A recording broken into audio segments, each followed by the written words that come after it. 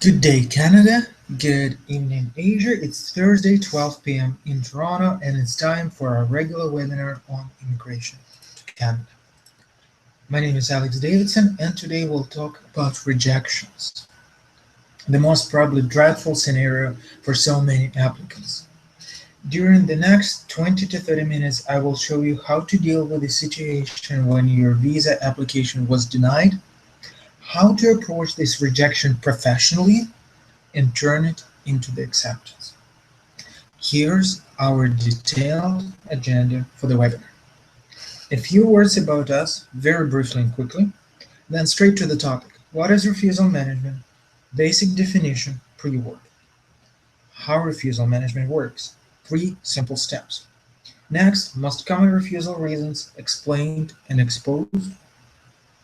I will then give you a couple of examples of refused cases and will tell how situation has been reverted. In the final, we'll talk about actions you may take to deal with your refusal if such happens.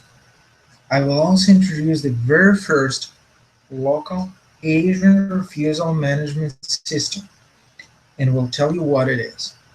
We'll wrap up then and we'll exchange. I don't really like talking much about us. We are the professional company. For the last 16 years, we were working with only one focus: visas and immigration. All of our team members are licensed immigration experts, certified and accredited by Canadian authorities. We have 3 offices in Toronto, in the city of Markham, and in the United States, in the New York City. What I like talking about is why we are here and why we are conducting these webinars for free.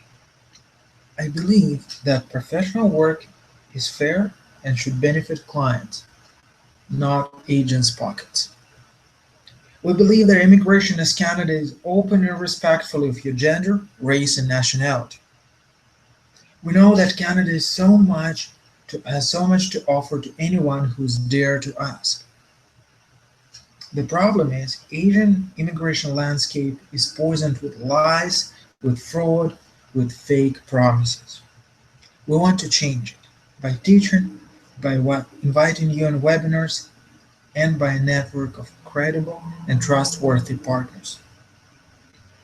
I know that today we have our friends from Visa Center in Bangladesh listening patiently. They are our first stronghold in this fight, and hopefully we'll soon have someone in India and Nepal, so you will be able to come locally and receive professional help, professional advice, not being afraid of being lied. This is why we speak and host this webinar. Now let's go straight to the business. Refusal management. It's a complex of professional strategy used to rectify consequences of refused application and to strive for reaching a positive decision. Refusal management is not to be confused with simple application resubmission, which is widely adopted by low-end immigration representatives. According to the core principle of procedural fairness, similar applications must end up with similar outcome. In other words, simple resubmission does not work, because pretty much same or similar initial conditions will inevitably lead to the same result.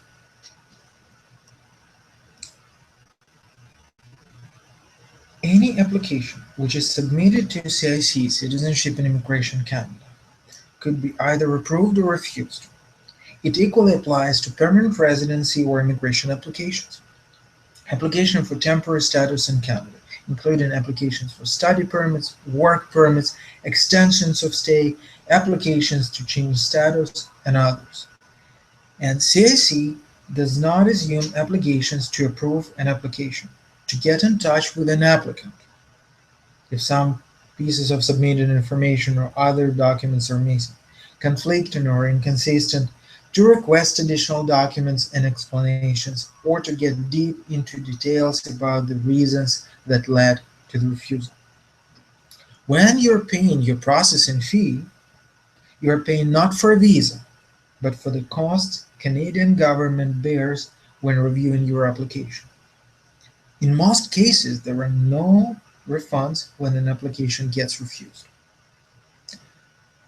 Refusal management, meanwhile, is based on current immigration legislation, regulation, legal practice, and so-called case law. For example, cases tried by courts of various levels. Refusal management is not a pure magic, of course.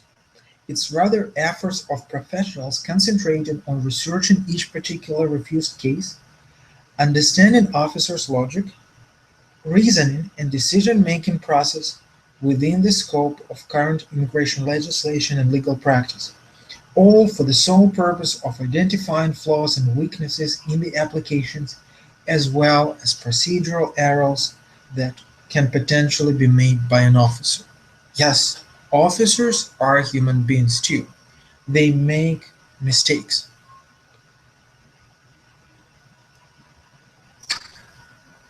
What is the refusal management going further? There is a tricky question in many application forms. Have you ever been refused a visa to Canada? The answer in many cases is not as obvious as it might seem. If an application is submitted, accepted, and refused, it means just that, a refusal. And the answer will be yes. If an application is submitted, not accepted, and returned back, it's not a refusal. It's just a returned application with no whatsoever decision made about the content and the substance of it. Our today's topic is refusal management. So we will talk about situations when applications were submitted, they were accepted by CIC Citizenship and Immigration, processed, and received a negative decisions at the end.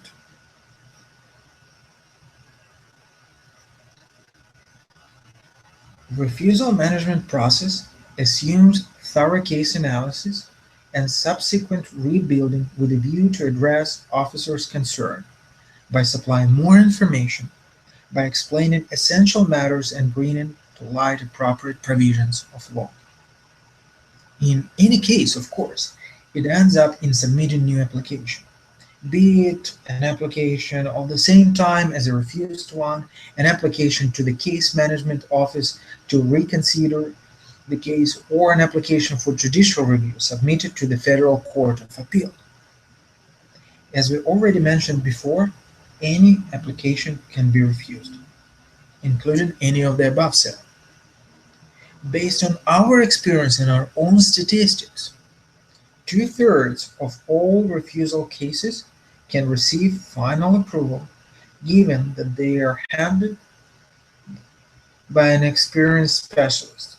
The rest, one-third of all cases, are mostly abandoned by clients who lose their patience, change their plans, or otherwise decide not to continue with their applications, simply because it could be stressful, time and effort consuming process, and not everyone can stand it till the very end.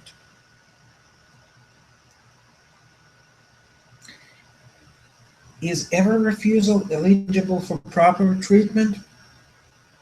Unfortunately not.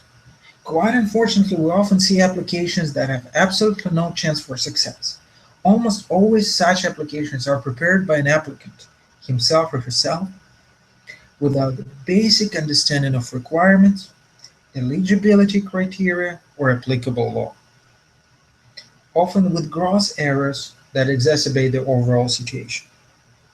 If an applicant have had no chances for approval a priori, further efforts to remedy the situation will be wasted, and usually we would let you know about that well in advance. Sometimes hard truth is much better than soft lies. Only in the situations with non-zero chances to succeed, refusal management can potentially help. We also often see applications prepared by non-authorized, non-licensed immigration agents. And usually such applications could be even worse than those prepared by individual applicants. Apart from being simply erroneous, such cases often contain deliberately misrepresented facts. This often happens when such so-called agent tries to adjust the situation to give additional points to clients. For example, needless to say, in these circumstances, refusal management won't possibly help. So how does it work step by step.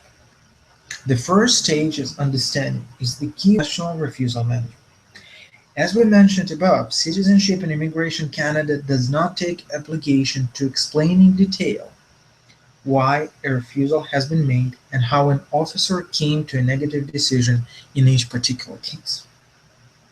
The refusal letter included with every rejection application is nothing more than a boilerplate that is included as an operational minimum each officer has in front of him or her. Processing numerous applications every day, an officer is physically unable to provide clear, detailed reasoning of a decision. Instead, he or she just uses the boilerplate by inserting applicant's name, date, file number in a standard document, and checking one or more checkboxes beside generic refusal reason applicable to, say, 99% of all cases. In very rare situations, an officer might add a line or two to the standard text, but even then he or she only provides general information that is not suitable for the purpose of case analysis. Now we came to a very important step in the process of refusal management. All information pertaining the refused case must be requested from the office in charge of application processing. According to the current law, any government body must provide such information following the prescribed procedure. Information and/or documents received from CIC from the form the fundamental for further work with a refused case. The important part of all information received during this process is a so-called GCMS case file. Essentially, that's a database printout containing all case notes, including immigration officers' remarks that play a crucial role in subsequent process. That's just the foundation, nothing more. It's not a refusal management yet, but that is the basis where it all starts. Now, when all source information is at hand, professional immigration specialists come into the play. Their task is to carefully examine every single piece of information and every document before them. Their job resembles job of forensic experts reconstructing past events usually using pieces of evidence in their possession. Similarly, immigration specialists try to understand the reasoning of an immigration officer who, given the same information and documents, came into a conclusion that an application must be refused. Given that officers' notes are usually extremely brief, they have to put themselves in his shoes in all respects, relying on the same legislation, same operation manuals, same legal practice, and examining the same documents submitted by an applicant. They have to find out what could raise suspicion of an officer or lead to a negative decision otherwise. Immigration officers, as I said before and always repeat, that they are human beings too. As such, they have right to make human mistakes. This is not the most common scenario, but if a mistake is found, it should be appealed in order to receive a positive decision.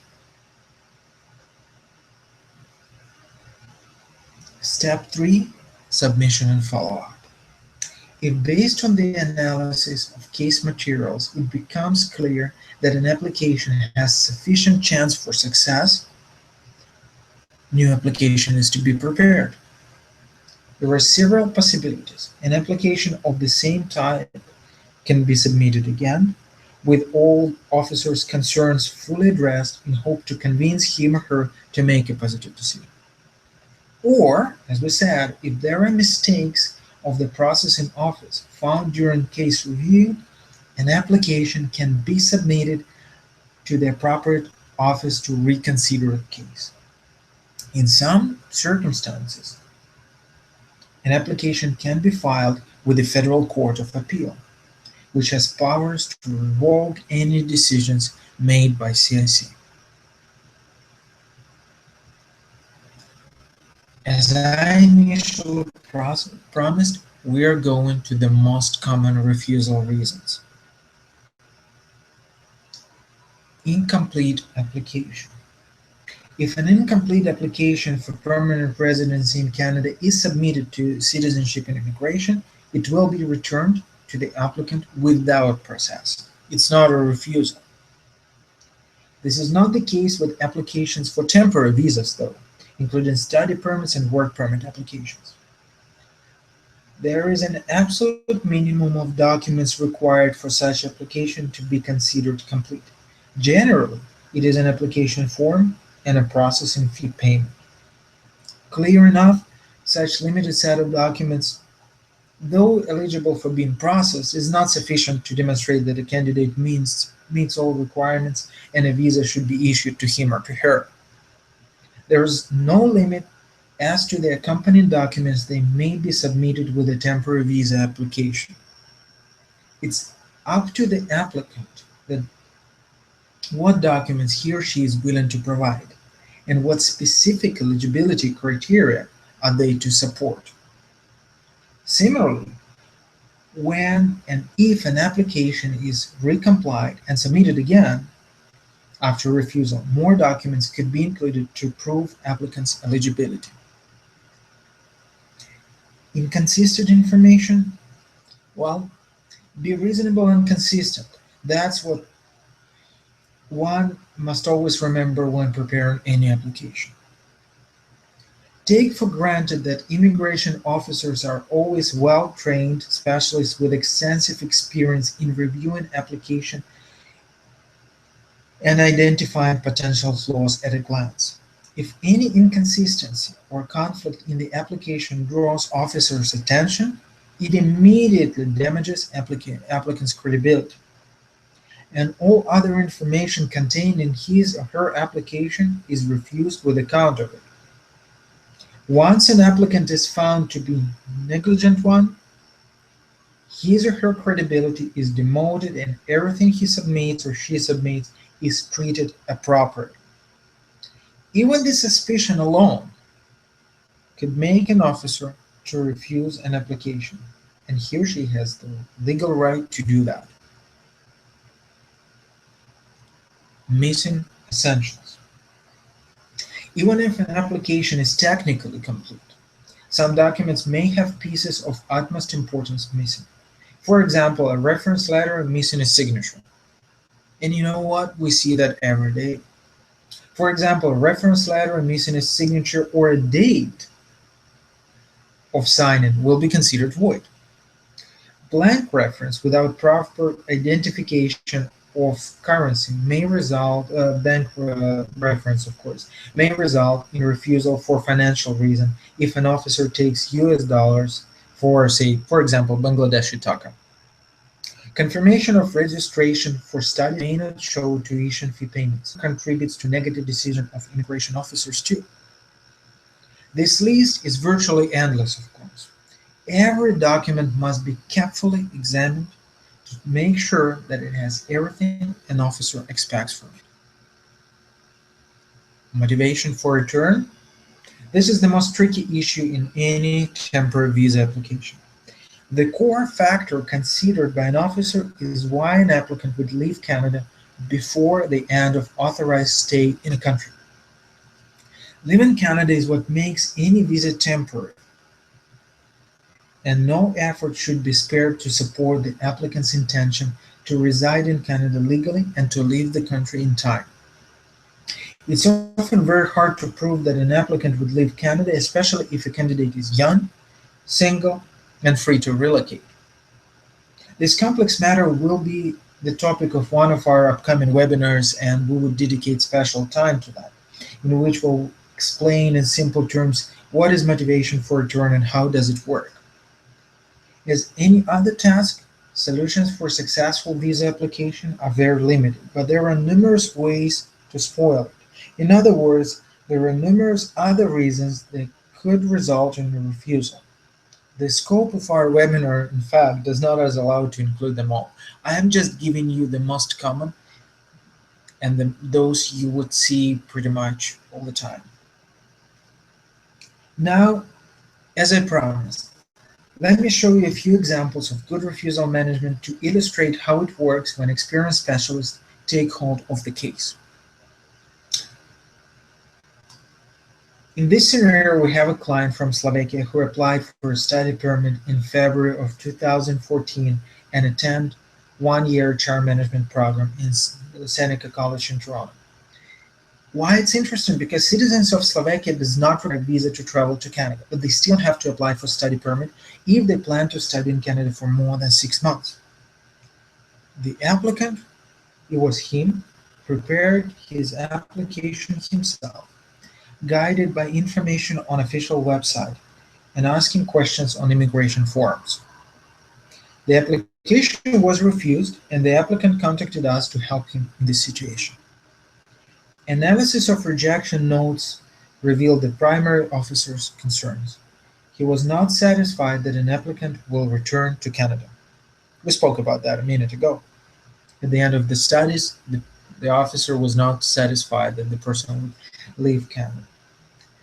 But after in-depth discussion of his personal situation with an applicant, it was established that there were several important factors he forgot to mention in his application, simply because he wasn't sure that it's necessary and those factors would influence an officer's decision, such as property ownership, such as his actual engagement.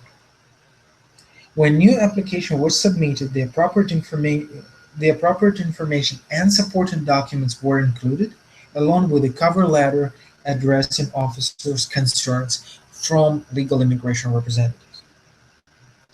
As a result, the applicant began his studies later in 2014, and in fact, he is supposed to finish his studies in a couple of months. Another example is India. An applicant from India decided to visit a music festival in Canada. Being a professional musician, he played an important role in culture of his country, performing on scene with his own group. However, he had clean travel history and trip to Canada was going to be his first travel abroad. Very common situation. His application was prepared by a local company, who later refused to cooperate, of course. All paperwork had to be requested and retrieved from CIC by us. An immigration officer who reviewed the application wrote in case notes that he did not see any compelling reason for travel, and given the travel history, or rather I would say its absence, he refused the application without carefully examining other documents. So subsequent application prepared by our team included more specific information about an applicant himself, his commitment, his professional cultural background. We showed internet links where we proved that support of those which supported an applicant's background in culture for many years. And yes, by the way, immigration officers do use internet intensively in their work. They do check those links if asked, and if this request is processed by an immigration expert.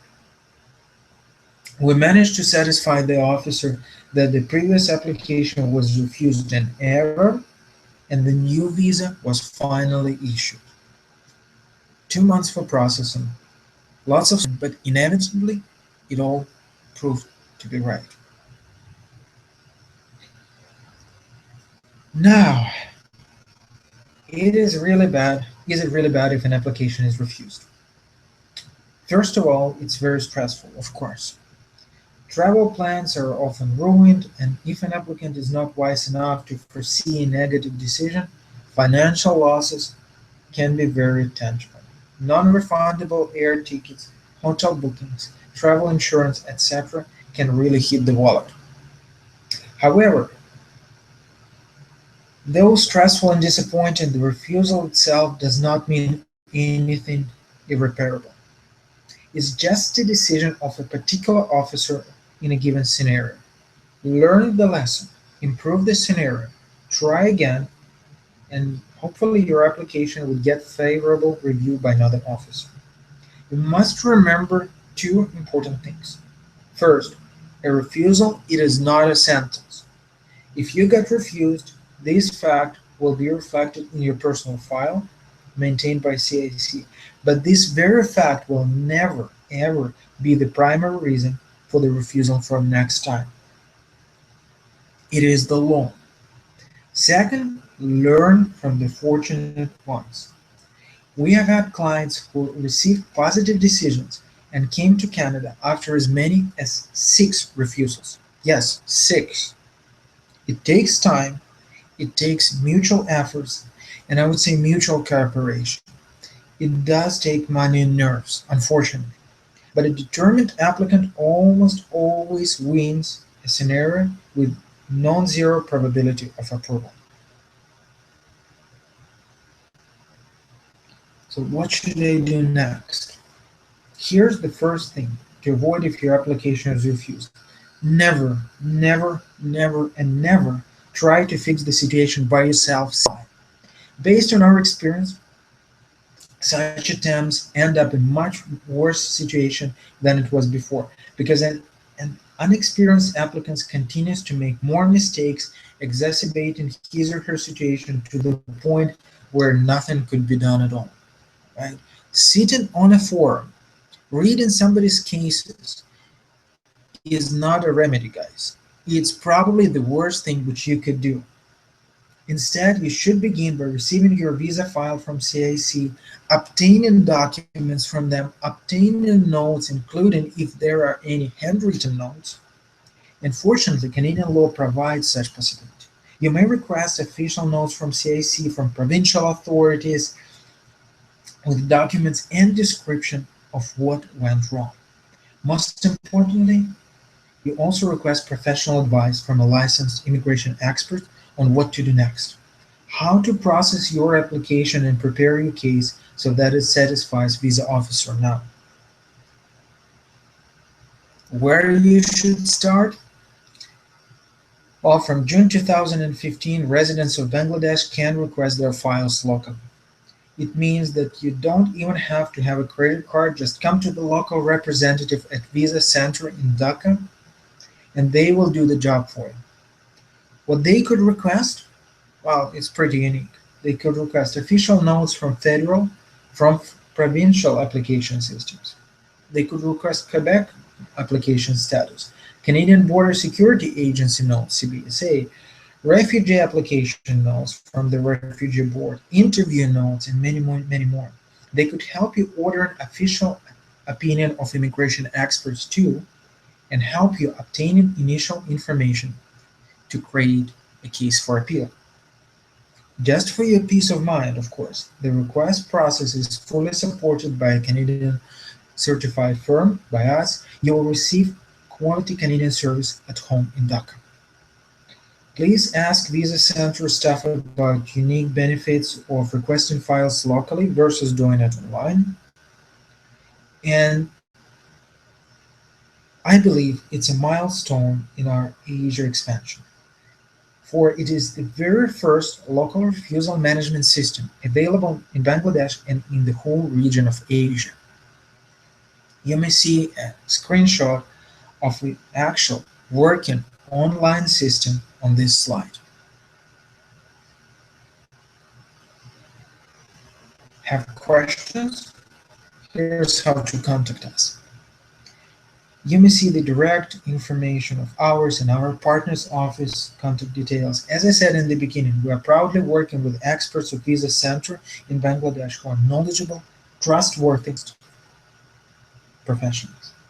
Please feel free to ask questions. Address your thoughts and concerns directly. We are here to help you. We are here to change situation for the best. And we are here to provide you legal, knowledgeable, and experienced advice on all immigration programs, on all visa types open at Canada. Here's my personal request to you all. Spread the word, subscribe, tell your friends on what we are doing, follow our weekly webinars. They are free. And give us your like, your +1 on Google Plus, because we work for you and it's always a pleasure to see that you help us too. Only together we will be able to change situation with immigration and visas to Canada from Asia and will protect people from fraud. From the bottom of my heart, thank you so much for being with me today. Next time we'll continue talking about immigration programs which are not known in Asia. It will be self-employed immigration for artists, musicians, sportsmen, individual specialists, consultants, and others. I will tell you how you could immigrate with low IELTS score. Please stay tuned with us, and for now, thank you all from the bottom of my heart, and goodbye.